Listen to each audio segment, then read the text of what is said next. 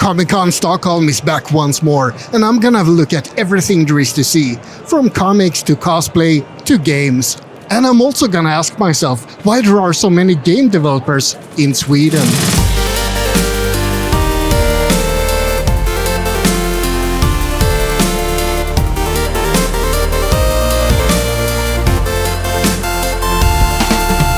This year, Comic Con Stockholm turns 10 years old, and it's also moved to a new location.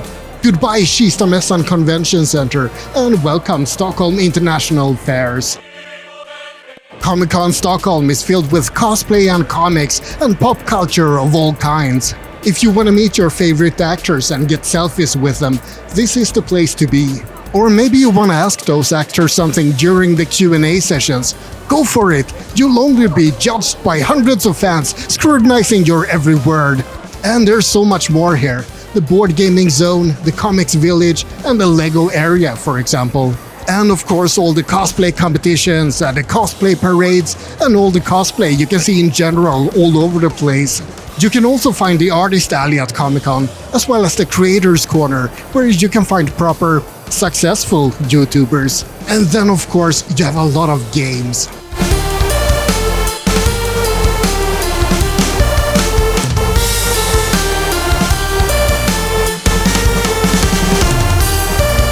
The usual suspects are all here. Nintendo, for example.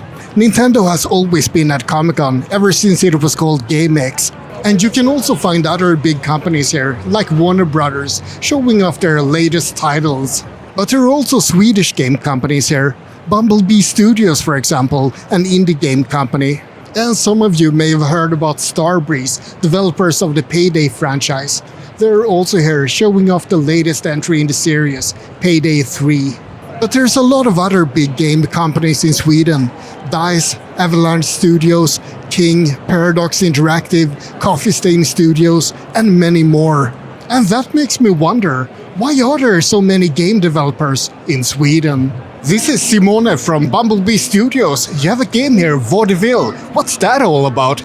This is a detective game with AI-driven characters. So we wrote the story, we wrote a script for each character, and then we fed the characters with this script. We gave them a personality, a background, and they have each their knowledge about the city, about each other, about the murders, about the victims. So you have to go around, ask the right questions to try get many clues as possible to then figure out who the murderer or the murderers are.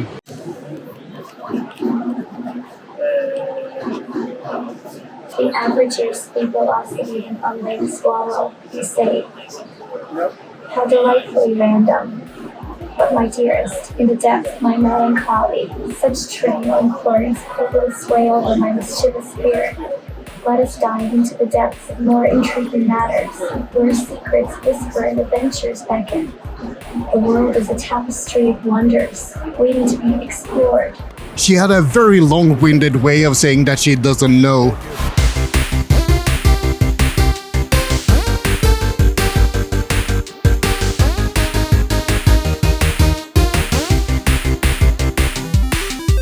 First of all, Sweden is a tiny country. Has there really been all that many games developed here? Well, let me mention just a few. Battlefield, Mirror's Edge, and the Payday series, Warhammer Vermintide, Just Cause 1 and 2, and Minecraft, City Skylines, Crusader Kings, and Candy Crush, Amnesia: The Dark Descent, Brothers: A Tale of Two Sons, and It Takes Two, SteamWorld Heist, Valheim, and Goat Simulator, Unravel, GTFO, and Hotline Miami, Jump King, Hearts of Iron, and the Dominion series, and so many more. This may not sound like all that many games to you, but it comes from a country with just 10 million people. There are more people working with game development in other countries like the US and Japan. But I found an article online saying that Sweden has the highest amount of game developers per capita in the world, after Finland. There's around 800 game development companies in Sweden, employing more than 8,000 people. That means that a little bit less than 1 in every 1,000 people in Sweden is a game developer. However, I did the math, and the US has 270,000 people working with game development in a country of 340 million people. That's actually a fraction more game developers per capita than in Sweden. But it still means that tiny Sweden is comparable with the US when it comes to relative number of game developers. It seems like I found a streamer from Starbreeze here. Who are you? So my name is Elizabeth. I'm the community and influencer manager for Starbreeze, and I also help run our weekly streams on the official Payday channel. Oh, wonderful. So you're heavily involved in the gaming industry in Sweden. Oh yes. I moved here over 5 years ago now, actually, just to work in gaming. I love the gaming industry. Why do you think Sweden is so good at developing games? That's such a tough question. I really don't know, but Sweden really has nailed it, because if you look at all the good games coming out, there's so many good games, both indies and bigger titles that come out specifically from Stockholm and other cities in Sweden as well. Like you have, Minecraft from Muhang. You have, DICE is here making all the Battlefield games like for years. And obviously, us with Payday 3 and Payday 2, But no, there's just, the list is endless. We have Paradox, we have like Fat Shark. I mean, I shouldn't keep naming names because I'm going to forget someone and someone's going to feel bad to get left out. But there's so many good companies making so many good games right here. What's your favorite game personally? Am I allowed to say anything but Payday 3? It's hard to say. I mean, recently though, Alan Wake 2 just came out and I just sunk 40 hours into it for a weekend. Love that franchise. Wow, did you play the old one as well? Yes, yeah, I'm a long-term Alan Wake fan. I loved it since 2010 when the first game came out, and I speedrun both that and American Nightmare, and I've been waiting for over a decade now for the sequel, and it delivered. It was amazing.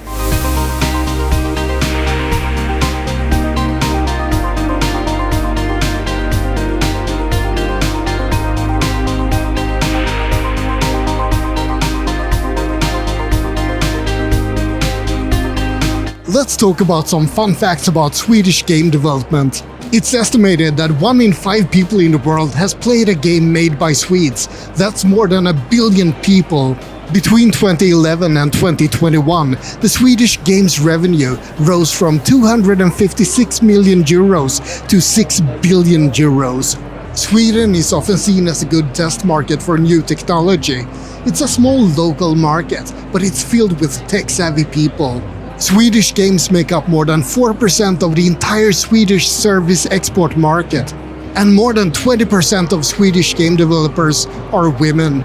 Finally, I think I should mention the Embracer Games Archive, a project in Sweden to collect every game and every console ever released. It sounds like an insane dream, but it also sounds absolutely amazing.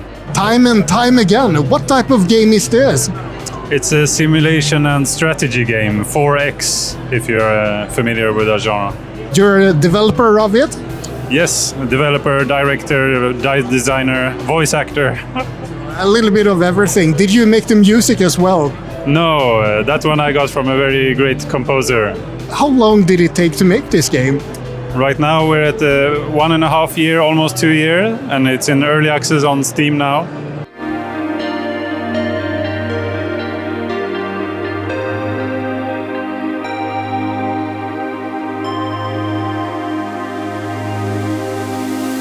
Sweden has a strong foundation when it comes to technology in general. Swedes are often well educated owing to the free education, and many people study IT or computer science or similar topics. Sweden has also had high-speed internet access since early on, as well as high computer literacy in general. It all started way back in the 1980s with the home computer movement that was very strong in Sweden. And Sweden also has a tradition of pushing for innovation and creativity. The highest number of patents per capita in Europe can be found in, well, not Sweden actually, it's in Switzerland, but Sweden is in second place at least. All of this helps when it comes to game development. A solid technical foundation combined with an environment that invites innovation sounds like just what games need. Sweden also has strong language skills, cultural values that encourage teamwork, and a supportive government. Esports is also something Sweden is focusing on, but not officially. For some reason, the Swedish officials still haven't recognized esports as an official sport. Not yet, at least, but it's just a matter of time. But back to the topic of game development, I actually think that Sweden could do even better. There's no reason that Sweden couldn't become the top game developer nation in the world. Or wait, maybe that's not true. There are some things holding Sweden back.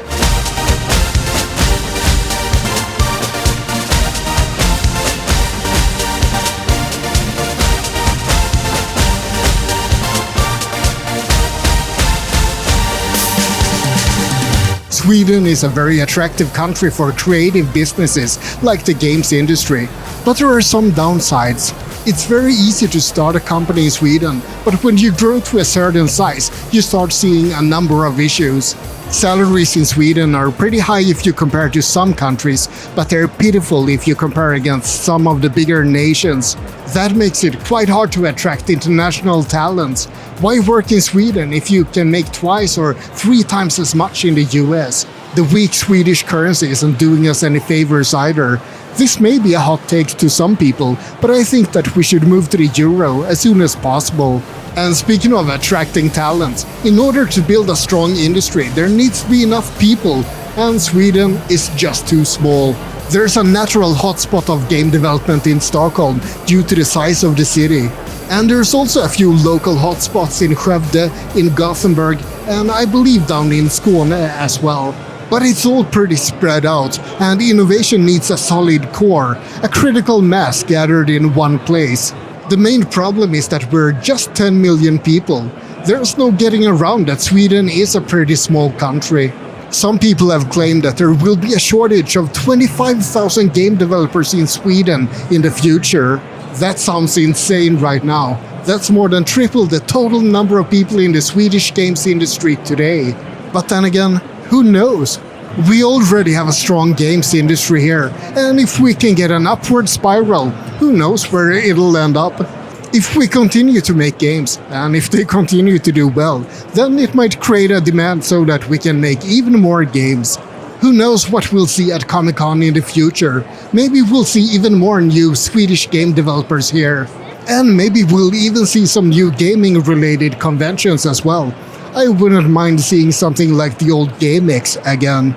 But for now, I'm happy that I can dive into both pop culture and games here at Comic Con Stockholm. And that's about it for this little dive into the question of why Sweden has so many game developers. I hope you found it interesting.